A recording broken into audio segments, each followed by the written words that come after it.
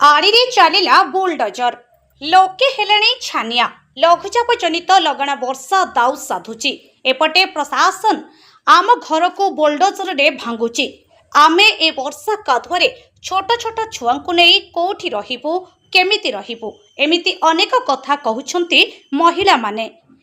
किए रागरे कहउछि तो आउ किए हाथ जोड़ी काकुति मिनती हेउछि आमे तो छोट छोट छुआ सब नहीं छुआ को तुम सार को तबे घरे थाके हम को ए भला हम को ए भला तो घर में गुरबा तो के रे जी पुतो आपन नोटिस हेतले कि नाही मा साज करछो से घर के कोन में रहि जिमु एई के वर्षा जाली छुआ पिलो नहीं कोठी हम रहिमु केमित रहिमु कोन खाइबे काम पे जाओ से किंतु प्रशासन सुनिबा परिस्थिति रे नाही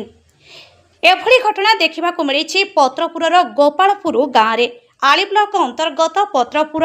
ब्राह्मणी नदी उपरे द्वितीय सेतु निर्माण निमंते गोपालपुर रास्ता कड़े थिबा 5टी घर को पुलिस प्रशासन सहित आली तहसीलदार उपस्थित रे उच्छेद करा जायछि।